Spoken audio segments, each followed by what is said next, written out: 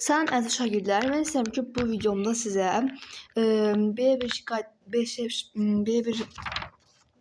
qaydadan başa salım. Bu əslində standart bir adı yoxdur bu qaydanın.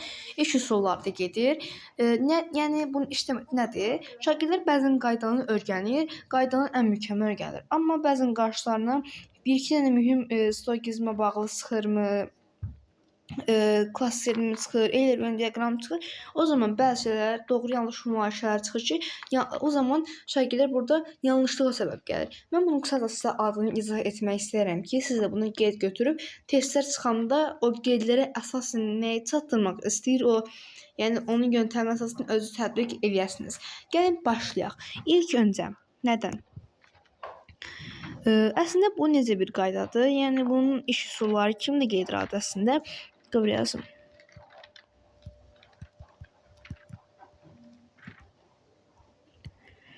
İş üsulları. Baxın, iş üsulları necədir? İş üsulları belə bir şeydir ki, belə deyim ki, testlərə qeyd etdiyim kimi videonun başında. Birincisi bunun, məsəl üçün, Venn, sizin test işləyən zaman qabağınıza çıxa bilər. Venn, Euler diaqramı. Venn Euler diaqramı. Euler-Venn diaqramı, buna Venn Euler diaqramı deyə bilər, çox ad deyə bilər. Bu necə olur? Məsəl üçün sizə göstərim. Üzr istəyirəm. Buradan məsəl üçün ola bilər ki, diaqramı buradan məsəl üçün 2 dənə şey çıxa bilər. Buradan yazacaq 1, məsəl üçün, və yaxud da buradan 1 yazır, rum rəqəmlərindən olmaya bilər. Buraya 2 yazır, buraya 3 yazır. Burada nə deməkdir bu? Yəni bu deməkdir ki, bu tutaq ki, birinci müzakirədə tutaq ki, siz yazacaqsınız homonim sözləri, homonim məsəl üçün, bura çox mənalı olanda, burada tutaq ki, olacaq həm homonim, həm çox mənalı olan sözləri qruplaşdırırsınız. Burada ən çox sizə lazım olan bu orta hissədir. Baxın, bu orta hissə nədir? Bu orta hissə, yəni həm birinci, həm də üçüncü fikirlə eyni mənada olmalıdır. Yəni elmi dildə deyəndə, yəni sizə düzgün qaydası olaraq belə başa salsam, bunu belə başa salaram. Əşya və hadisələri müqayisə etmək, onların oxşar və fərqli cəhətlərini müəyyənləşdirmək üçün bu üsuldan istifadə olunur. Venn diaqramında istifadə prosesi aşağıdakı mərhələlər üzərindən aparılır. Müqayisə olunacaq əşya və hadisələr müəyyənləşdirilir. Bu kəsişən dairələr çəkilir. Orta yazmaq üçün yer saxlanılır. 1 və 3-cü dairədə müqayisə olunacaq obyektlər qeyd olunacaq. Şagirdlər nəyin müqayisə olunacağını və dairələrdə oxşar və fərqli cəhətlərdə necə qeyd olunacağı barədə məlumatlandırmalıdır. Müqayisə olunan obyektlər təsvir edilir. Fərqli cəhətlər A və sol tərəflərdə, oxşar cəhətlər isə kəsişmə dairələrində qeyd olunur. Yəni Euler-Venn diaqramını buna baxırsınız və müqayisə olunacaq obyektin məsələnin sayından asılı olaraq bunu çoxaldır və ya da azalda bilərsiniz. Məsəl üçün, ola bilər ki, indi ən çox lisey materiallarında lisey şəkillər üçün 2 obyekt verir. 2 obyektin müqayisəsi olur. İndi yuxarı siniflərə getdikcə abituriyentlər isə yəni bu şəkildə üsulda ola bilər və s. ən çox ola bilər. Keçək ikinciyə.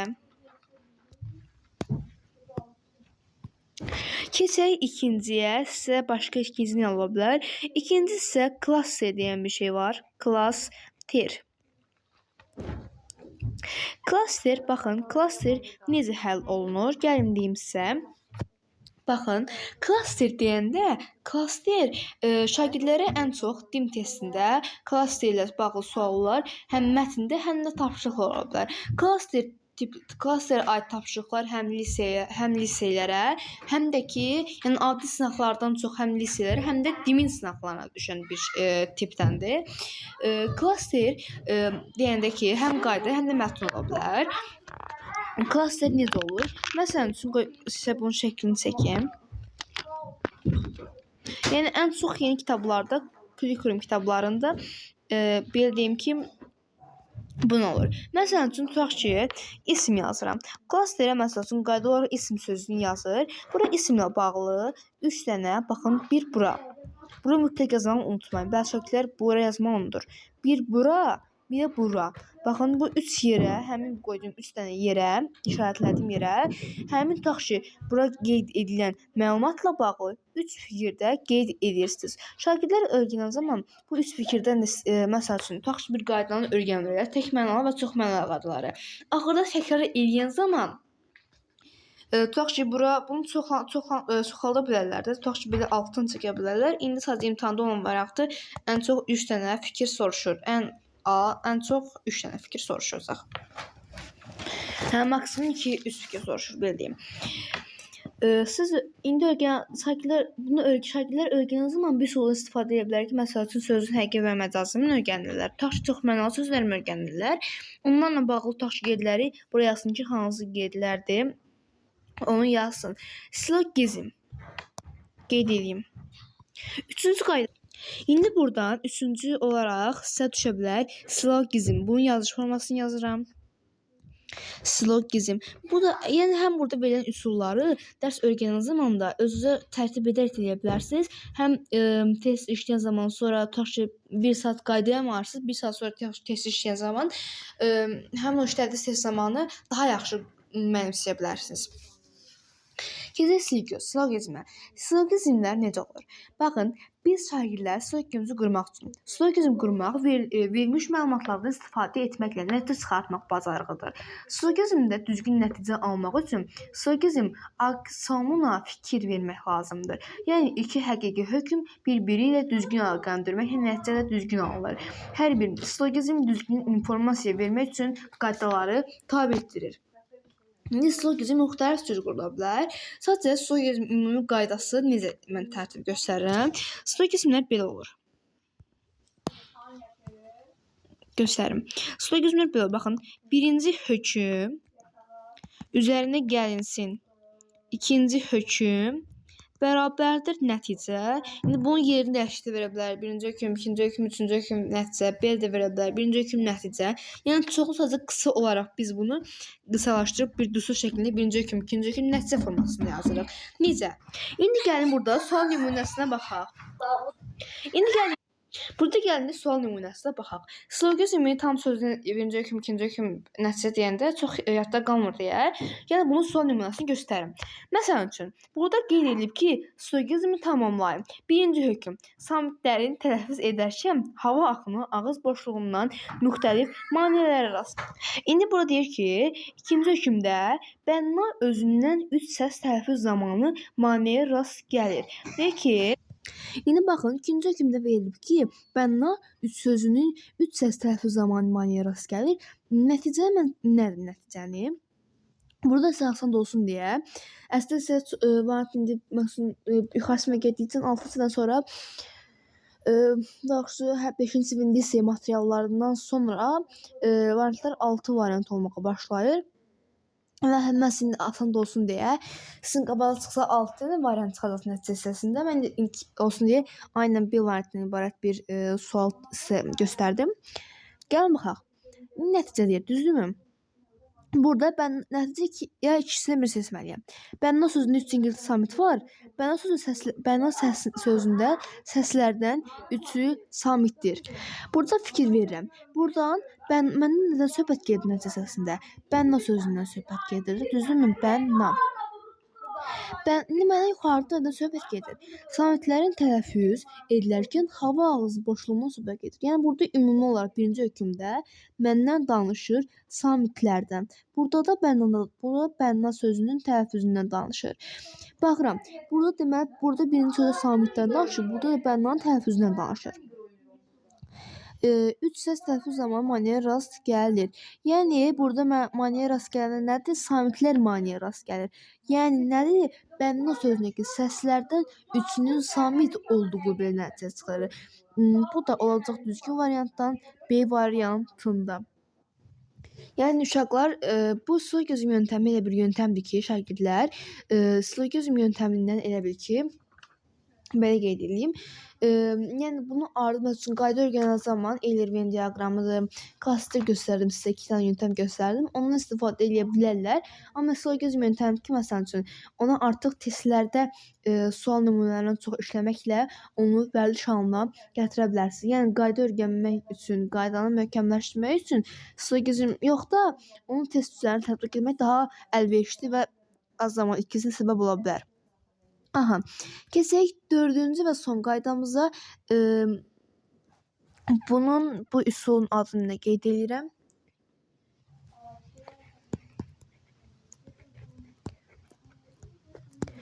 Bu üsulun adı Sink veya üsuldur.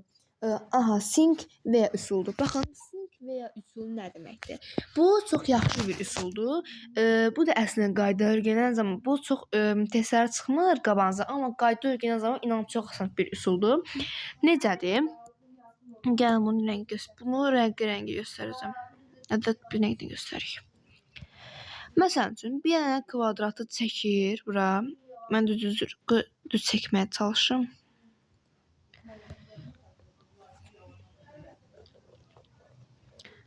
Bir dənə qaydanı çəkir, baxın, bir dənə çəkir. Deyir ki, hər bir şagird öz haqqında sinkviyanı qurmaqla bu üsulu daha yaxşı mənimsəyə bilər. Necədir? Tutaq ki, mən çox testlərdə olmur, yəni bir qeyd etdiyim kimi yenə qeyd edirəm. Mən çox testlərdə qeyd olunmur. Ən çox testlərdən qabaqca çox şeydən çıxacaq. Özünüz qayda öyrənən zaman bu üsuldan istifadə edə bilərsiniz. Gəlin baxaq bu üsula. Burada məsələn qayda öyrənirəm. Çox mənalı sözlər, düzdürmü? Yazıram ki, daha çox mənalı üsulla bağlı qeydlər. Çox mənalı sözlərin tutaq ki, çox mənalı sözlərlə bağlı nə qeyd götürmüşdüm mən? Məsəl üçün bura yazıram ki, yazıram mənası, bura hansı bir şəkil falan qoyurlar, mən ulduz qoydum. Tutaq ki, mənası. Sonra yazıram ki, ona aid qeyd və yaxud da qeyd 1. Yəni ona aid qeyd 1 yazıb, bir dənə qeyd yazıram, tutaq ki, bədən üzvü olmur. Tutaq ki, çox mənalı sözlər, tutaq ki, bura yazıram çox mənalı. Çox mənalı sözlərin qeydlərini baxıram. Bu üsullar rahat baxa bilərsiniz. Tutaq ki, mənası necə olur? Məcazi mənada qeyd olaraq bədən üzvü olması, bədən üzvü olması və s. Yəni bu çoxdur da. Bunu siz çox üsulunu edə bilərsiniz. Burada yəni siz əgər nə deyirsə, məsələn, orada nə deyirsə, birinci səhvdə, ikinci səhvdə onu qeyd etməlisiniz. Bunu qeyd etmək istəyirəm ki, 6-cı siniflər mətn testləri işləyən zaman 2 dənə qaydaya əsas fikir yetirməlidir. Nəyə? Birincisi, mətndəki əsas fikri nəzərə çatdırmaq məqsədilə mühüm məqamları vurğulayaraq onlara fikir verməlidirlər.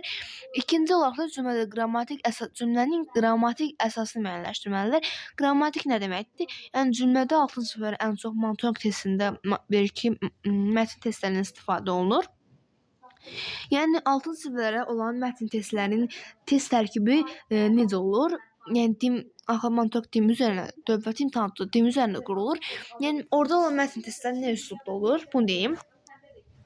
Yəni cümlədə tutaq ki, şagirdlər 6-cı siniflər həm mətn testinin əlavə olaraq qayda da öyrənməlidirlər. Yəni ancaq fikirlərini mətn testinə verməməlidirlər. Montauk qardaşlarına aiddir əlbəttə ki, bu. Yəni tutaq ki, qaydanı öyrənməlidir. Tutaq ki, leksikologiyadan aid bir qaydanı öyrənməlidir, orada öyrənməlidir. Sonra isə mətn testində tutaq ki, bir söz verir, pozdur birləşmə verir, deyir ki, bunun mənası nə deməkdir? Yəni həm qrammatik qaydadan düşür, həm də ki, bir də mətnin məzmununu anlamalıdırlar ki, bir də mətnin məzmunu ilə bağlı 200 dənə çaşdırıcı, yəni gəlir suallar olacaq. Bu qədər. Həm də sizə bu videomda istədim ki, bilmirəm bu videom necə alındı, yəni buna bəlkə siz öz qərar verərsiniz. Bu videomda istədim ki, testlərdə bəzi sözlü terminlər çıxır və bu terminləri şagirdlər qarışdırır və şagirdlər mətn testlərini necə işləməlidirlər, hansı üslubda, hansı, yəni Mətn testləri ilə bağlı sual növləri çoxdur. Yəni hansı üslubda olan suallar işləməlidirlər ki, Mançonik və sınaqlarda uğurlu nəticələr toplasınlar. Bu videom izahı bu qədər oldu. Kanalıma like atıb abunə olmağı unutmayın və tanıdığınız insanlarla paylaşın ki, onlar da bu cür videolardan faydalana bilsinlər. Sağ olun.